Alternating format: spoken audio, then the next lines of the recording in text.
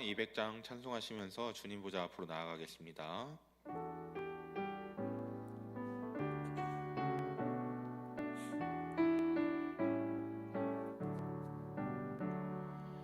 달고 묘한 그 말씀, 생명의 말씀은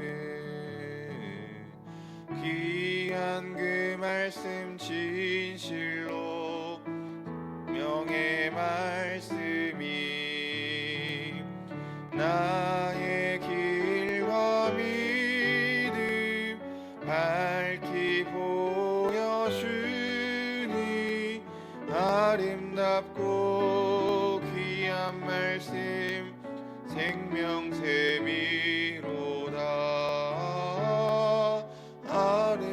아름답고 귀한 말씀, 생명샘이로다. 귀한 주님의 말씀은 내 노래 되도다. 모든 사람을 살리는 생명의 말씀을 값도 없이 받아 생명 길을 가니 아름답고 귀한 말씀, 생명샘이로다.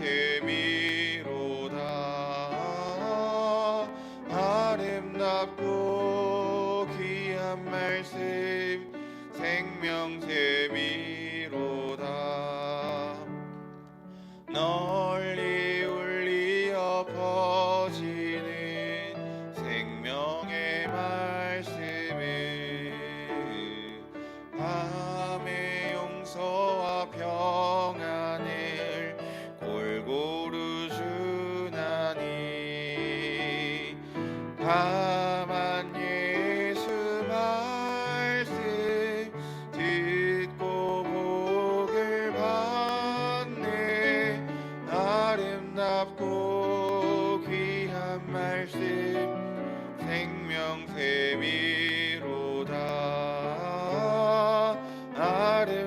아름답고 귀한 말씀, 생명샘이로다. 아멘. 우리 함께 사도신경으로 신앙을 고백하시겠습니다. 나는 전능하신 아버지 하나님, 천지의 창조주를 믿습니다. 나는 그의 유일하신 아들 우리 주 예수 그리스도를 믿습니다.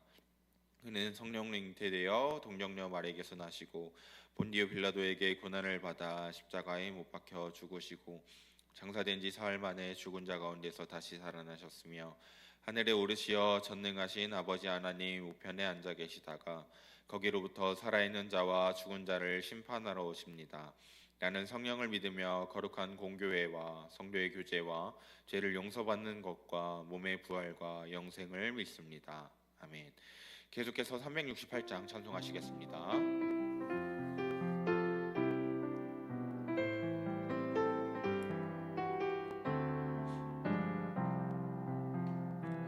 주 예수여 은혜를 내려주사 또 충만케 하옵소서. 이 줄이고 목마른 나의 맘에 주 성령을 부으사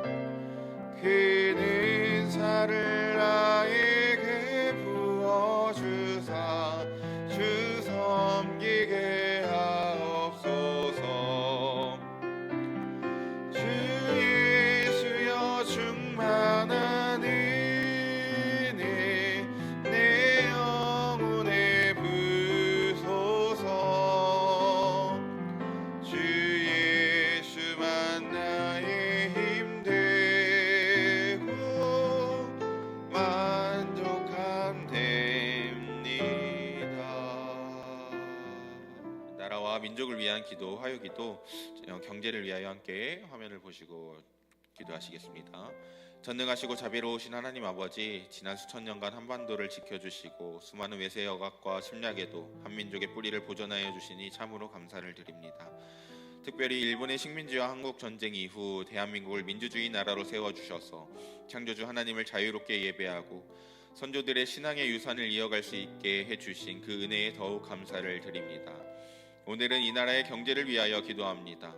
무한 경쟁 시대와 기술의 고도화가 맞물리면서 수많은 사람들이 일자리를 뺏기고 과도한 부동산 열기와 물가 상승은 서민들과 자영업자들을 경제적 빈곤에 몰아넣고 있습니다.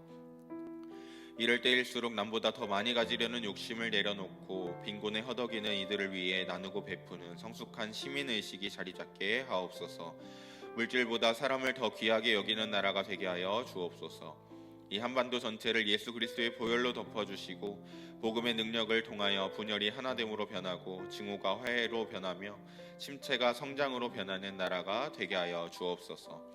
하나님이 이 나라 가운데 왕으로 친히 오셔서 통치하여 주시길 우리 주 예수 그리스도의 이름으로 간절히 기도드립니다. 아멘. 오늘 새벽에 주시는 기록된 하나님의 말씀은 요한복음 8장 12절에서 20절의 말씀입니다. 이 말씀을 읽으실 때 살아계신 주님의 음성을 들으실 수 있기를 소망합니다. 예수께서 또 말씀하여 이르시되 나는 세상의 빛이니 나를 따르는 자는 어둠에 다니지 아니하고 생명의 빛을 얻으리라. 바리새인들이 이르되 내가 너를 위하여 증언하니 내 증언은 참되지 아니하도다.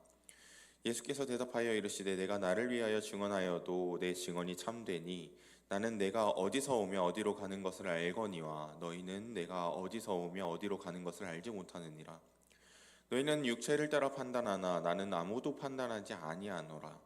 만일 내가 판단하여도 내 판단이 참되니 이는 내가 혼자 있는 것이 아니요 나를 보내신 이가 나와 함께 계심이라. 너희 율법에도 두 사람의 증언이 참되다 기록되었으니 내가 나를 위하여 증언하는 자가 되고 나를 보내신 아버지도 나를 위하여 증언하시느니라. 이에 그들이 묻되 내 아버지가 어디 있느냐? 예수께서 대답하시되 너희는 나를 알지 못하고 내 아버지도 알지 못하는도다. 나를 알았더라면 내 아버지도 알았으리라. 이 말씀은 성전에서 가르치실 때에 헌금함 앞에서 하셨으나 잡는 사람이 없으니 이는 그의 때가 아직 이르지 아니하였음이러라. 아멘. 오늘날 설교 제목 빛으로 샤워하기입니다. 오늘 본문은 예수님께서 자신을 세상의 빛이라고 선언하신 장면입니다. 이 말씀은 단순한 비유나 은유가 아닌 예수님의 정체성을 드러내는 강력한 진술입니다. 그러나 이 선언 앞에서 당시 유대인들은 심각한 착각과 오해에 빠져 있었습니다. 이러한 유대인들의 반응은 오늘날 우리의 모습과도 밀접하게 연결이 되는데요. 본문을 중심으로 두 가지 대지를 통해 예수님의 말씀을 깊이 묵상해 보겠습니다. 첫 번째로 빛, 예수님의 정체성인데요. 나는 세상의 빛이니 나를 따르는 자는 어둠에 다니지 아니하고 생명의 빛을 얻으리라. 아멘. 여기서 세상의 빛으로 번역된 단어는 물리적 빛뿐만 아니라 진리와 생명을 비추는 영적인 빛을 의미합니다. 어둠은 단순히 빛의 부재가 아니라 영적 무지와 제약, 죽음의 상태를 상징하고요. 따르다라는 것은 단순한 동행이 아니라 지속적으로 신뢰하며 순종하는 삶을 뜻하는 건데요. 그래서 결국 정리를 하면 예수님의 빛을 받는 사람은 영원한 세상을 알게 되어 영원하신 주님과 지속적으로 신뢰의 관계를 원하게 된다라고 정리를 할 수 있는 겁니다. 재밌는 것은 예수님은 자신을 단순한 교사의 위치에 두지 않으십니다. 창조 때부터 존재하신 하나님의 본체로서 세상에 생명을 주는 유일한 빛이라고 선언하시는 것이죠. 구약적 배경에서 보면 출애굽 당시 이스라엘 백성을 인도했던 구름 기둥과 불 기둥이 이 말씀, 빛 대신 이 분의 그림자라고 할 수 있습니다. 그 구름 기둥과 불 기둥은 주인 대신 예수님의 예표가 된다는 건데요. 그러니 지금의 우리는 구름 기둥과 불 기둥을 보여달라고 하는 것을 넘어서서 예수님을 보기 위해 성경을 여는 것이고, 성경에서 만난 예수님과의 관계와 지식과 신뢰와 창조 세계 안에서 이 땅을 살아가게 되는 것이죠. 우리는 때론 이 세상을 살면서 깨달음을 얻는 것에 집중하고 그분의 음성을 듣는 것에 집중합니다. 불기둥, 구름기둥을 기다리는 거예요. 왜냐하면 여전히 우리가 이 세상에서 살아갈 바를 알지 못하기 때문입니다. 그런데 성경 속에서 음성이나 구름기둥, 불기둥을 보면서 갔던 그 사람들은 당시에 성경이 기록되지 않았었어서 참고할 것이 없었기 때문에, 그리고 신약 시대 때도 모든 사람이 그 성경 전체를 편히 마주할 수 있는 게 아니었기 때문에 당시엔 예수님께서는 그렇게 표적을 통해서 현현하셔야 이스라엘이 하나님을 보고 따라갈 수가 있는 상황이었습니다.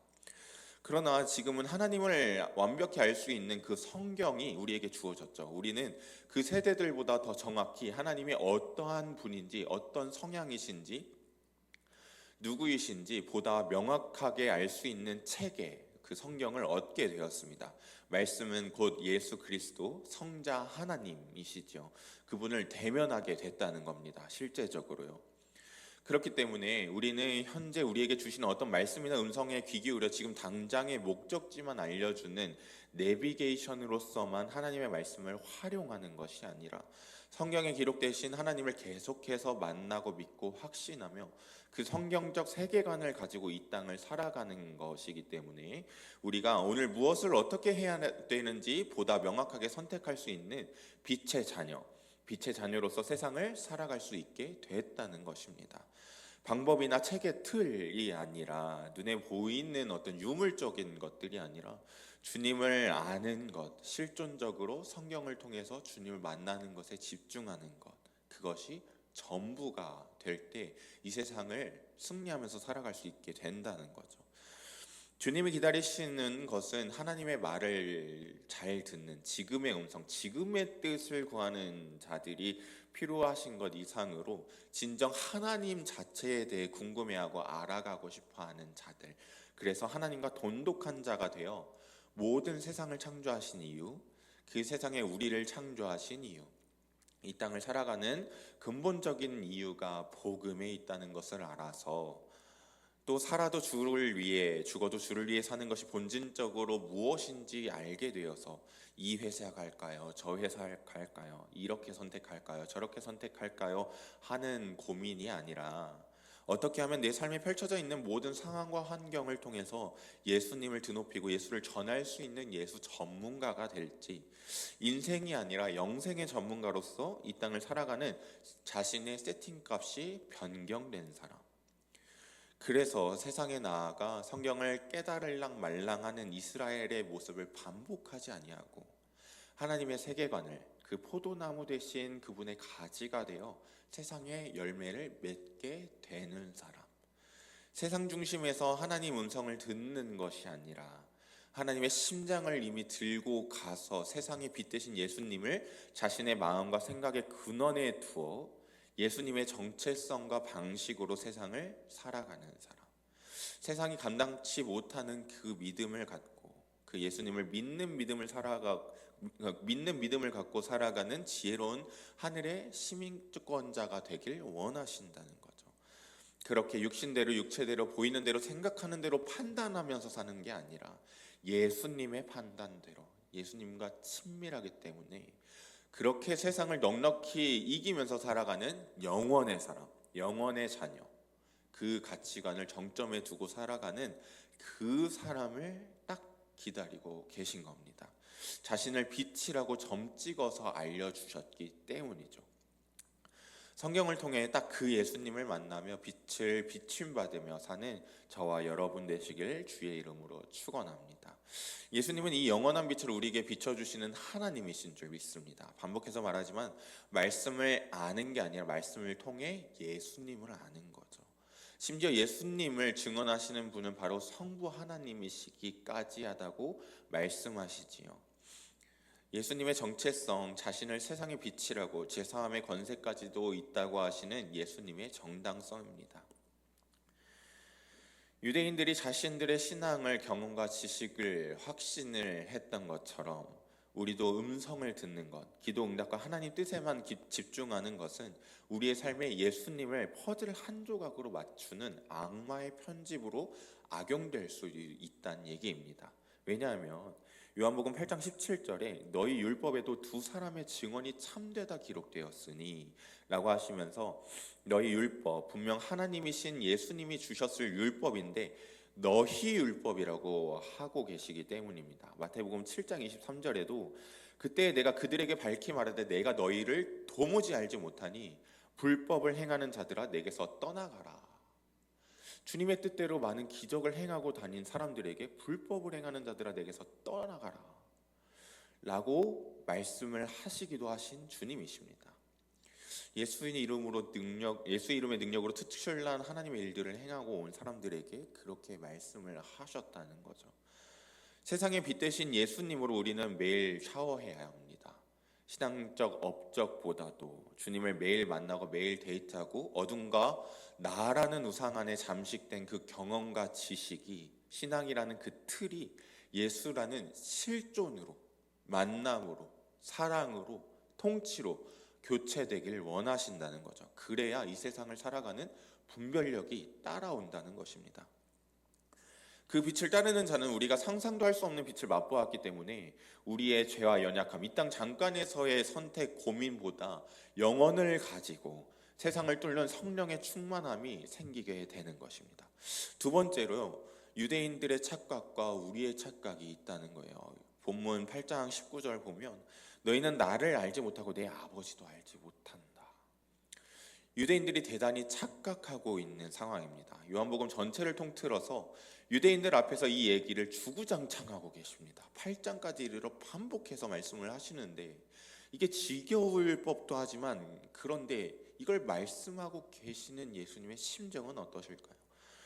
구약부터 예수님이 오시기 전까지 주님의 온 마음은 이스라엘, 그 유대인들을 향해 딱 꽂혀서 몇천 년을 지내셨어요. 유대인들이 어떻게 하나님을 모를까요? 근데 예수님의 입장에서 봤을 때 뭐라고 여기신다? 하나님을 모른다 라고 하시는 거죠. 이렇게 말하면 유대인들이 들을까요? 화를 낼까요? 역정을 낼 겁니다. 평생을 하나님을 위해서 산 사람들인데 하나님을 모른다고 하니까 이 예수님은 비진리에 대해 아버지를 모르면서 안다고 하는 것에 대해 아주 나를 세우시고 팩트 폭행을 해버리고 계십니다. 그런 분이세요. 알지 못하는데 안다고 얘기할 때 예수님은 팩트 폭행하시는 분입니다. 이 심정에 빗대어 보면 정말 내가 유대인일 수 있다라는 하기 싫은 생각도 때론 빨리 얼른 해봐야 된다라고 생각이 들 예수님의 모습이지요. 유대인들은 예수님의 증언에 대해 내가 내 자신에 대해 증언하니 내 증언은 참되지 아니하다라고 반박합니다. 이는 당시 율법에 따라 두세 증인이 있어야 진리가 성립된다는 규정을 오해한 것인데요. 그들은 예수님을 인간적인 잣대로 평가하며 정체성을 부정했고 객관적으로 알아보려고 하기보다 자신들의 틀에 맞춰서 알아보려고 했다는 거죠. 현대를 사는 우리도 종종 예수님을 온전히 알지 못한 채 판단하고 깨달았다고 가르침을 받았다고 합니다. 세상적으로 착각하고요. 당시의 정치적인 메시아를 기다렸듯이 예수님을 향해 내 정치적 메시아, 내 신앙적 메시아, 내 종교적 메시아가 되길 원하는 마음으로 주님을 여전히 이용한다는 거예요. 그러나 로마서 14장 8절에서 9절의 말씀을 보면요. 우리가 살아도 주를 위하여 살고 죽어도 주를 위하여 죽나니 그러므로 사나 죽으나 우리가 주의 것이로다. 이를 위해서 우리가 죽으나 사나 주를 위해서 살게 하기 위해서 그리스도께서 죽었다가 다시 살아나셨으니 곧 죽은 자와 산 자의 주가 되려 하심이니라. 죽었다가 살아나심으로 살아도 죽어도 주를 위하는 존재가 되게 하셨고 주인이 되어 주셨습니다. 우리의 기도와 바람이 나를 위한 것이 아닌, 그것을 빙자한 것이 아닌 정말 주님을 위한 것이 무엇인지 오늘도 샅샅이 뒤져 100배의 말씀의 열매가 있는 여러분이 되기를 주의 이름으로 축복합니다. 모든 사람이 예수를 주인으로 믿어 마음과 뜻과 힘과 정성을 다해 주님을 사랑하게 되는 기도, 곧 예수님이 누구신지 알게 되는 그 기도, 예수님은 사랑해야 될 분이 아니라 저는 예수님을 사랑해야 된다는 의무를 갖고 있었는데, 예수님을 알면 알수록 예수님은 사랑에 빠질 수밖에 없는 분이라는 것을 너무나도 뼈가 저리게 알게 돼요. 주와 복음을 위하여 더 기도를 할 수밖에 없게 되고, 내 마음이 주와 복음을 위한 마음 중심이 되는 그 기도가 주님의 마음을 시원하게 해드리는 바로 그 기도인 것이죠. 또한 현대의 우리는 예수님을 단지 윤리적 교사나 도덕적 본보기로 여기는 종교적인 선망의 대상으로 바라볼 수도 있습니다. 예수님을 다 안다고 하면서 예수님을 제한하고 뿐만 아니라 성령님을 존중하지 않고 나의 노력 여부에 따라 성령의 역사가 달라질 수 있다고 생각하지도 하는, 그러니까 내가 최선을 다하지 않으면 성령님이 역사하지 않고 내가 최선을 다해야 성령님이 잘 역사할 수 있다는 그런 오만방자한 생각을 하면서 성령님의 주권을 완전히 무시하기도 합니다. 이 무시를 받는 이런 태도를 갖고 있는 우리를 볼 때 성령님의 마음은 어떠신가요? 성령님도 하나님이시죠.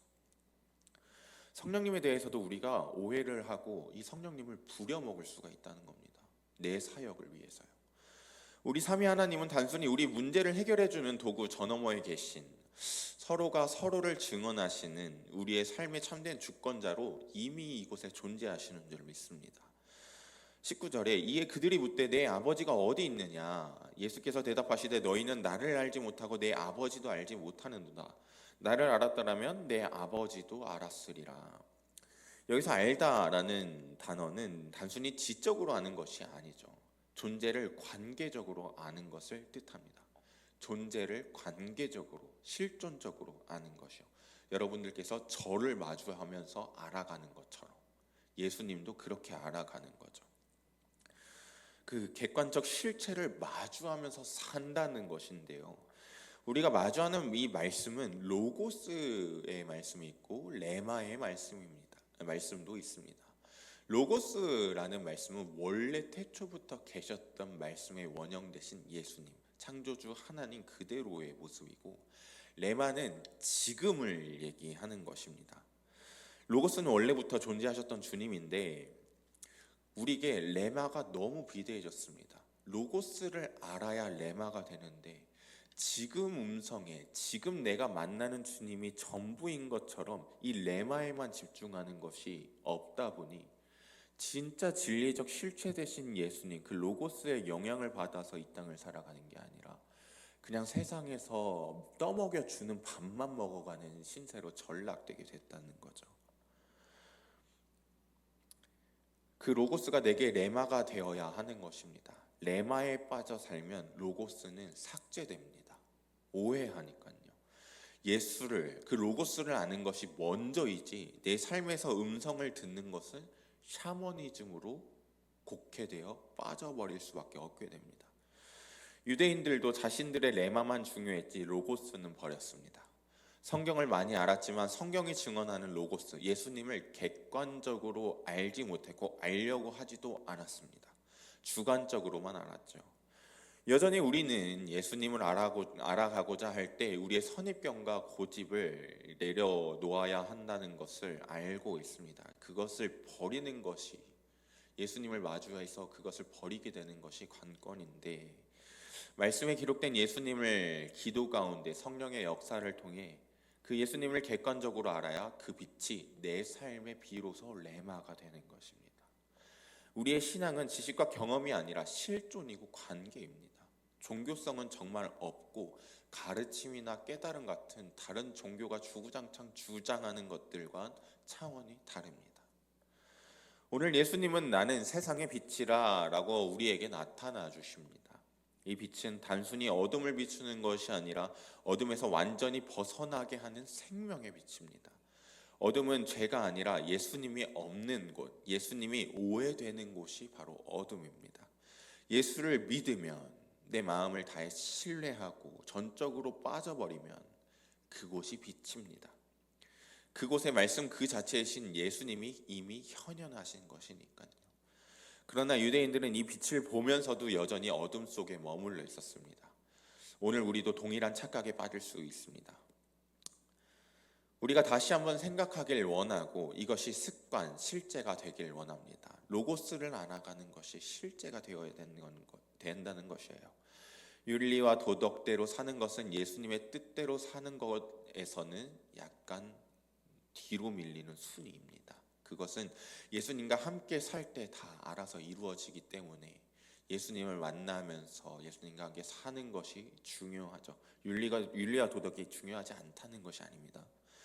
예수님을 아는 것을 머리로만 이해하려고 하지 말고 배우기보다 마음과 삶으로 관계 속에서 실존하면서 함께 사는 것이 말씀과 복음으로 그 실제적인 역사를 통해서 열리게 되는 것. 그때 내게 있는 분이, 나를 위해 죽은 분이 창조주라는 것이 열려서 영원히 있고 실존이 있고 보이지 않는 세상이 있고 마귀가 있다는 것을 알아서 이 세상을 살아가는 틀이 이 세상이 주는 밥대로, 틀대로, 지식대로 살아가는 것이 아니라 온전한 영혼의 틀 안에서 제자들처럼, 증인들처럼 살아가게 되는 것이죠.